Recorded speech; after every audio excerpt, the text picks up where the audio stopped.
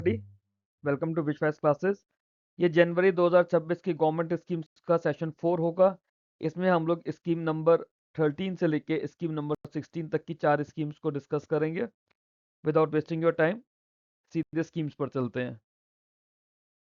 Scheme number 13 यहाँ पे हम लोग डिस्कस करते हैं। स्कीम नंबर 13 का नाम है carbon credit trading scheme, CCTS. CCTS के अंदर क्या होता है, डेट ऑफ लॉन्च थी हमारी 28 जून 2023, ठीक है। और इसका जो कंप्लायंस मैकेनिज्म था वो फेज मैनर में 2025 से शुरू किया गया था। फुल स्केल ट्रेडिंग इसकी 2026 में होगी। नोडल मिनिस्ट्री, इसमें मल्टीपल मिनिस्ट्रीज इन्वॉल्व है, जैसे ministry of power. Ministry of power जो है प्राइमरी नोडल मिनिस्ट्री है नोटिफिकेशन और ओवरसाइट की। Ministry of environment forest and climate change, ये ग्रीन हाउस गैस एमिशंस के जो इंटेंसिटी के टारगेट्स हैं और उसका कंप्लायंस है वो देखेगी। ब्यूरो ऑफ एनर्जी एफिशिएंसी, ये ओवरऑल स्कीम को एडमिनिस्टर करेगी। ग्रिड कंट्रोलर ऑफ इंडिया, ये रजिस्ट्री है फॉर कार्बन क्रेडिट सर्टिफिकेट्स के लिए। Central electricity regulatory commission CERC, ये regulates trading on power exchanges. National steering committee for Indian carbon market NSC ICM, ये co chair करते हैं ministry of power और environment forest के secretaries. तो इतनी ढेर सारी बॉडीज इसके अंदर इन्वॉल्व हैं। इन सब की फुल फॉर्म्स आपको पता होनी चाहिए। ये आपके नाबार्ड के एग्जाम के लिए भी जरूरी है, आरबीआई ग्रेड बी के लिए भी जरूरी है। क्योंकि अब क्या हो रहा है हमारा ग्रीन हाउस पे, ग्रीन क्लाइमेट फंड पे, जैसे अभी पीछे आईआरडीआई का मैंने एक वीडियो बनाया था, उसके अंदर सस्टेनेबल ग्रीन फंड के बारे में बात की थी। तो जब हम ग्रीन की साइड में जाते हैं ना, एनवायरमेंटल कंडीशंस पे हम लोग जाते हैं कि हमें एनवायरमेंट फ्रेंडली चाहिए, वो हमारे एसडीजी का भी पार्ट है, तो उससे रिलेटेड सारी स्कीम्स हमारी जरूरी हो जाती हैं। एम और ऑब्जेक्टिव क्या है, टू रिड्यूस, रिमूव और avoid green house gas emissions from Indian economy by pricing emission through market based mechanism involving trading of carbon credit certificate. Basically aim यही है, जो ग्रीन हाउस गैस का emission है वो हमें कम करना है, और इंडियन इकोनॉमी में जो इस तरह के प्रोडक्ट्स चल रहे हैं उन्हें भी हमें कम करना है। और उसकी जगह कार्बन क्रेडिट सर्टिफिकेट्स आ जाएंगे, एक तरह का कोटा बन जाएगा। Scheme establishes the Indian carbon market to incentivise emission reduction in energy intensive sectors. ठीक है, आपको इंसेंटिव्स मिलेंगे अगर आपके एमिशंस का रिडक्शन हो रहा है। Align industrial growth with India's climate commitments, that is 45% reduction in emission intensity bye 2030 from 2005 levels and net zero by 2070। ये हमारा टारगेट है। Transition from the perform achieve trade scheme, ठीक है, परफॉर्म अचीव ट्रेड स्कीम से यहाँ transition किया जा रहा है।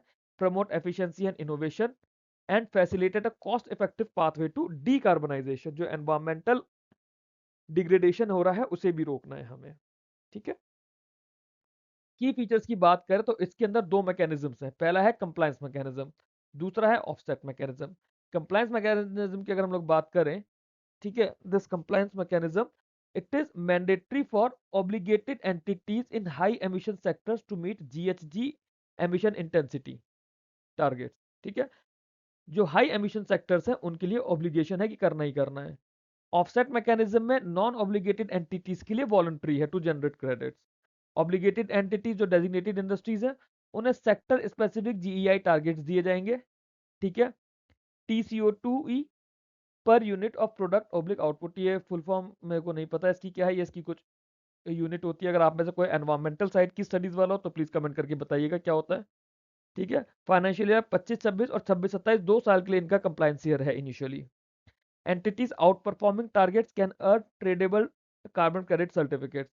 अंडरफॉर्मर्स को ये परचेस करने पड़ेंगे या फिर पेनल्टी लगेगी। सीसीसी कौन इशू करेगा, ब्यूरो ऑफ एनर्जी एफिशिएंसी करेगा, और उन्हें पावर एक्सचेंजेस पे ट्रेड किया जाएगा। जैसे याद है हमने जब प्रायोरिटी सेक्टर करा तो मैंने ठीक है, तो मैंने तब पीएसएलसी के बारे में आप लोगों को बताया था कि जिनका प्रायोरिटी सेक्टर का टारगेट पूरा नहीं होता वो उसके सर्टिफिकेट्स खरीद लेते हैं। सेम वे, जो अपना कार्बन का एमिशन कम नहीं कर पाएंगे वो उसके सर्टिफिकेट्स खरीद लेंगे, ताकि जो ज्यादा कम कर रहे हैं उन्हें उसका इंसेंटिव भी मिल पाए। It builds on PAT scheme infra for monitoring, reporting and verification. 9 की सेक्टर्स इसके अंदर है, ये इंपॉर्टेंट है कौन से की सेक्टर्स आते हैं। Aluminium, cement, chloralkali, pulp, paper, fertilisers, iron steel, petrochemicals, petro refineries और टेक्सटाइल्स। फर्स्ट सीसीसी ट्रेडिंग जो हुई थी वो अक्टूबर 2026 में शुरू होने की उम्मीद है। तो आप ये मानकर चलिए अगर आपका आरबीआई का मेंस का पेपर अक्टूबर या नवंबर में आता है तो उस समय ये स्कीम कितनी ज्यादा इंपॉर्टेंट होगी जो आप आज पढ़ रहे हो। No linkage with international markets yet, penalties enforced by central pollution control board.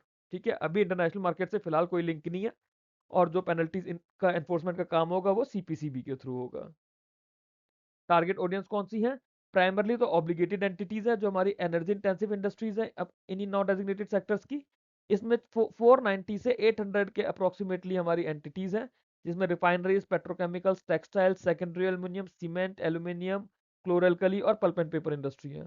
Voluntary offset mechanism जो है ये नॉन ऑब्लिगेटेड एंटिटीज के लिए ओपन है।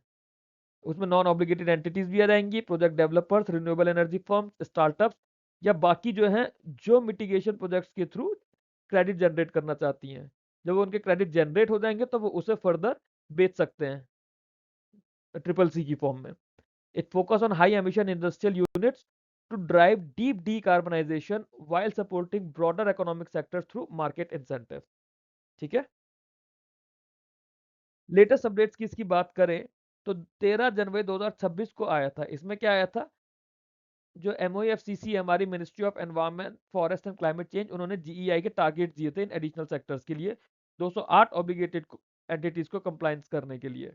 टोटल 490 एंटिटीज हो चुकी थी, लिस्ट 490 एंटिटीज तक हो चुकी थी यहाँ पर। ठीक है, अच्छा, एक ये चीज और बताई गई थी लोकसभा के अंदर इसके बारे में कि अक्टूबर 2026 से इट इज एक्सपेक्टेड कि CCC सर्टिफिकेट्स के ट्रेड शुरू हो जाएंगे। नेक्स्ट स्कीम आती है इसके अंदर हमारी प्रधानमंत्री विश्वकर्मा कौशल सम्मान योजना। ठीक है, फिर शॉर्ट में से सिंपली PM विश्वकर्मा बोलते हैं। 17 सितंबर 2023 को ये स्कीम लॉन्च की गई है। मिनिस्ट्री है इसकी मिनिस्ट्री ऑफ MSME, और इसको pmvishkarma.gov.in नाम के पोर्टल से इसको इम्प्लीमेंट किया जा रहा है। एम और ऑब्जेक्टिव इसका क्या काम है? एम और ऑब्जेक्टिव क्या है इसका? Provide holistic end to end support to the traditional artisans and craft people. उन्हें हम लोग विश्वकर्मा बोल रहे हैं इसमें। They are engage in manual and tool based work, enabling recognition, skill upgradation, financial inclusion, modernisation और मार्केट इंटीग्रेशन। तो basically जो हमारे ट्रेडिशनल आर्टिशंस और क्राफ्ट पीपल है उन्हें हमें एंड टू एंड सपोर्ट देना है। ठीक है, वो वाले आर्टिशंस और क्राफ्ट पीपल की बात कर रहे हैं जो मैनुअल और टूल बेस्ड वर्क पर है, ताकि उन्हें रिकॉग्नाइज किया जा सके, उनका स्किल अपग्रेड किया जा सके, उन्हें फाइनेंशियली इंक्लूड किया जाए, मॉडर्नाइज किया जाए और मार्केट इंटीग्रेट उनका किया जाए। The scheme aims to empower these artisans by preserving cultural heritage, मतलब विरासत से विकास। विरासत से विकास का क्या मतलब हुआ? जो उनकी कल्चरल हेरिटेज है उसे प्रिजर्व करना।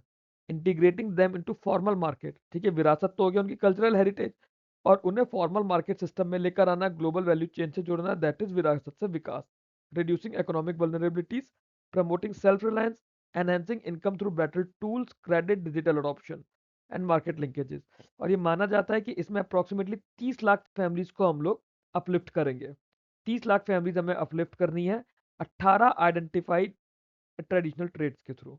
ठीक, क्या है इसके की features? Recognition through PM Vishwakarma certificate and identity card. PM Vishwakarma का सर्टिफिकेट और ID कार्ड मिलेगा। एक फ्री मॉडर्न टूल किट मिलेगी सबसे पहले 15,000 रुपए की फर्स्ट ट्रांच में। स्किल अपग्रेडेशन के लिए ट्रेनिंग मिलेगी, 5 से 7 दिन की बेसिक ट्रेनिंग और फिर एडवांस ट्रेनिंग, और उसमें 500 रुपए का डेली स्टाइपेंड मिलेगा। कोलेट्रल फ्री क्रेडिट सपोर्ट दिया जाएगा 1 लाख रुपए का। ठीक है, 1 लाख रुपए का पहली साइकिल में दिया जाएगा 18 महीने में, और उसके बाद 2 लाख रुपए का सेकंड साइकिल में दिया जाएगा। ये कंसेशनल इंटरेस्ट रेट्स होंगे, मतलब इसमें इंटरेस्ट सबवेंशन होगा। डिजिटल ट्रांजेक्शन्स करेंगे तो 1 रुपी पर ट्रांजेक्शन इन्हें, with upper capping of 100 rupees per month, इन्हें इंसेंटिव्स भी दिए जाएंगे। मार्केट लिंकेज सपोर्ट दिया जाएगा। जो फेयर एंड एग्जीबिशंस लगते हैं वहां पे इनके स्टॉल्स लगाए जाएंगे, हाट लगाए जाएंगे। एक हमने अभी न्यूज में आया भी है, आगे बताएंगे अभी कौन सा हुआ था। 18 ट्रेडिशनल ट्रेड्स को कवर कर रहा है, जैसे carpenters, black smith, gold smith, potter, tailor, cobbler, mason, barber, garland maker, washerman, इस तरह के ट्रेड्स इसमें कवर किए जा रहे हैं। ये पोर्टल है, इस पोर्टल के थ्रू रजिस्ट्रेशन किया जाएगा। मल्टी स्टेज वेरिफिकेशन होगा। ठीक है, ग्राम पंचायत लेवल पे या फिर अर्बन लोकल बॉडी पे, और उसके बाद डिस्ट्रिक्ट कमिटीज में। जो गवर्नमेंट एम्प्लॉयज या उनके फैमिली मेंबर्स हैं उनकी एलिजिबिलिटी नहीं होगी इसमें। ठीक है, टारगेट ऑडियंस इसकी क्या है? जो ट्रेडिशनल आर्टिशंस और क्राफ्ट पीपल्स हैं बट 18 साल से ज़्यादा के हैं, और वो उन 18 में से किसी एक ट्रेड में इंगेज हैं। फोकस होगा मार्जिनलाइज अनऑर्गेनाइज सेक्टर के वर्कर्स का। और ये माना जा रहा है कि approximately 30 lakh beneficiaries over the scheme period हमें करना है, जो पीछे हम डिस्कस कर चुके हैं। स्कीम पीरियड है 2023-24 से लेकर 2027-28 तक। बजटरी एलोकेशन की बात करें तो सेंट्रल सेक्टर स्कीम है, 100% फंडिंग सेंट्रल गवर्नमेंट के थ्रू होगी। इनिशियल आउटले जो इस 5 साल के लिए किया गया था वो 13,000 करोड़ का किया गया था। 2026-27 के बजट के अंदर 3861 करोड़ रुपीज एलोकेट किए गए हैं। पिछली बार 5100 करोड़ थे, इस बार कम करके 3861 करोड़ कर दिया है। पिछली बार का 5100 करोड़ बजट का था, बट उसे रिवाइज एस्टिमेट में देखा कि खाली 4400 करोड़ का खर्चा हुआ है, तो इस बार कुछ पर्टिकुलर फैक्टर से कम कर दिया है। जो मैं न्यूज आपको बता रहा था, दिल्ली में दिल्ली हाट आईएनए में पीएम विश्वकर्मा हाट 2026 ऑर्गेनाइज किया गया था जनवरी 18 से जनवरी 31 तक। इसको इनॉग्रेट करा था यूनियन मिनिस्टर श्री जीतन राम मांझी ने। 117 से ज्यादा आर्टिशंस आए थे यहाँ पे अलग अलग स्टेट से। फॉरेन मिशन आए थे 18 कंट्रीज से, जिन्होंने इसको विजिट करा है। जब इतने सारे कंट्रीज से लोग आकर इस हाट को विजिट कर चुके हैं, मतलब ये स्कीम इंपॉर्टेंट हो जाती है। ठीक है। PM Vishwakarma artisan 100+ beneficiaries plus spouses को इनवाइट किया गया था रिपब्लिक डे परेड में। ये सब इसी स्कीम से लिंक है, इसी न्यूज से लिंक है। वहां से 100 से ज्यादा लोग आए थे, उनकी वाइफ्स आई थी, उनके स्पाउस आए थे, और उन्हें रिपब्लिक डे की परेड में इनवाइट किया गया था। फिर उसके बाद एमएसएमई मिनिस्टर ने 25 जनवरी को एक डिनर भी होस्ट किया था इनके साथ में। 22 जनवरी तक की जो अपडेट आई थी उसमें था कि 2.72 करोड़ एप्लीकेशन रिसीव हो चुके हैं, जिसमें से 30,000 आर्टिशन रजिस्टर हो चुके हैं। ठीक। डिस्ट्रिक्ट लेवल अवेयरनेस प्रोग्राम हुए थे एजवाल में, मिजोरम में। एजवाल और मिजोरम में डिस्ट्रिक्ट लेवल प्रोग्राम किए गए थे, और आउटरीच इसका कंटिन्यू किया गया। और इसमें जो विरासत से विकास है, इसे पीआईबी पर भी हाईलाइट किया गया है। क्लियर। आगे चलते हैं। अगली स्कीम है हमारी बाल विवाह मुक्त भारत। बाल विवाह मुक्त भारत। ठीक है। इसके अंदर क्या है, child marriage free India campaign करनी है। तो ये एक्चुअली में कोई स्कीम नहीं है, बट एक कैंपेन है जो इंपॉर्टेंट हमारा एग्जाम के लिए। 27 नवंबर 2024 को इसे लॉन्च किया गया था। 100 डेज इंटेंसिव स्पेशल कैंपेन थी, जो दिसंबर 4 2025 को लॉन्च किया गया है। ठीक। कहाँ पे लॉन्च किया, एक इवेंट हुआ था विज्ञान भवन न्यू दिल्ली में। Name of the ministry women child development ministry इसकी मिनिस्ट्री है। एम ऑब्जेक्टिव क्या था, इरेडिकेट करना है चाइल्ड मैरिज को across India by creating wide spread awareness, mobilising communities, strengthening enforcement, promoting education, skilling and empowerment of adolescent girls. Campaign जो था prohibition of child marriage act 2006 पर बना हुआ है, और सस्टेनेबल डेवलपमेंट गोल 5.3 उससे लिंक है। 5.3 क्या बोलता है, elimination of harmful practices like child marriage by 2030। तो अब ये स्कीम सस्टेनेबल डेवलपमेंट गोल्स से डायरेक्टली लिंक है। सस्टेनेबल डेवलपमेंट गोल्स हमारा इकोनॉमिक सोशल इश्यूज के सिलेबस का पार्ट है, तो ये स्कीम हमारी इंपॉर्टेंट हो गई है। It seeks to reduce prevalence of child marriage by 10% by 2026 and make India completely child marriage free by 2030 through multi-sectoral collaboration, community engagement, timely reporting, parental family involvement and protection of at risk girls। जैसे जो school drop out girls होती हैं उनकी protection करना। ठीक है। ये M और ऑब्जेक्टिव है हमारे इस कैंपेन का। की फीचर की बात करें तो intensive awareness and sensitisation programme होगा अक्रॉस अर्बन रूरल एरियाज में। ठीक है। लोग प्लेज लेंगे इसके अंदर, आईईसी को यूज करेंगे, इंफॉर्मेशन एजुकेशन और कम्युनिकेशन को, और कम्युनिटी मोबिलाइजेशन करेंगे। थीमेटिक स्पेल वाइज इंप्लीमेंटेशन होगा। एक स्पेल 1 होगा जो कि नवंबर 27 से दिसंबर 31 2025 तक है। फिर एक स्पेल 2 होगा जो जनवरी 1 से लेकर 31 जनवरी 2026 तक है। जो पहला स्पेल है वो स्कूल कॉलेज यूनिवर्सिटी लेवल्स पर होगा, जहाँ पे डिबेट एसेस प्लेजेस कराए जाएंगे। जो दूसरा स्पेल है उसमें रिलीजियस इंस्टीट्यूशंस के साथ इंगेजमेंट किया जाएगा, टेम्पल्स में, मॉस्क में, फेथ लीडर्स के साथ, मैरिज रिलेटेड सर्विस प्रोवाइडर्स के साथ, to discourage child marriage and display IEC material. फिर सब्सिक्वेंट स्पेल्स होते रहेंगे, कंटिन्यूड फोकस रहेगा एजुकेशन, एनफोर्समेंट और एम्पावरमेंट में। कैंपेन को रन किया जाएगा मार्च 8 2026 तक। ठीक है। डेडिकेटेड डिजिटल पोर्टल बनाया जाएगा इस तरह की इंसिडेंट्स को रिपोर्ट करने के लिए। चाइल्ड मैरिज प्रोहिबिशन ऑफिसर जो है सीएमपीओ, इनके रोल को स्ट्रेंथन किया जाएगा। मॉनिटरिंग की जाएगी डिस्ट्रिक्ट लेवल पर, और हाई परफॉर्मिंग एरियाज को अवॉर्ड किया जाएगा। आइडेंटिफिकेशन और support for at risk adolescent girls, जो स्कूल ड्रॉप आउट्स हैं, वल्नरेबल गर्ल्स हैं, उन्हें एजुकेट करके, स्किलिंग करके, और एम्पावरमेंट इनिशिएटिव्स उन्हें दिए जाएंगे। नेशन वाइड प्लेज ड्राइव्स होंगी सिटीजन के लिए, इंस्टीट्यूशंस के लिए, पब्लिक रिप्रेजेंटेटिव्स की अगेंस्ट चाइल्ड मैरिज। अगर आप लोग वैसे भी देखते हैं कि कहीं पे चाइल्ड मैरिज हो रही है आपके नोन में, आपके आसपास में, प्लीज इस चीज पे स्टेप लीजिएगा। बीइंग एजुकेटेड, बीइंग रिस्पॉन्सिबल आपकी जिम्मेदारी है कि आप अपनी कंट्री के जो भी हमारे आसपास की छोटी बहनें हैं, बच्चियां हैं, उनका फ्यूचर बर्बाद होने से हम लोग रोकें। आप लोग विश्वास से भी जुड़े हैं, तो मेरी भी ये रिक्वेस्ट है, किसी भी लड़की का इस चीज में, चाइल्ड मैरिज में पढ़ के फ्यूचर बर्बाद मत होने दीजिएगा अपने आसपास। टारगेट ऑडियंस क्या है? चिल्ड्रंस है, स्पेशली जो 18 साल से छोटे हैं। एडोलेसेंट गर्ल्स हैं जो कि चाइल्ड मैरिज के रिस्क पर हैं। ये इसका प्राइमरी टारगेट ऑडियंस है।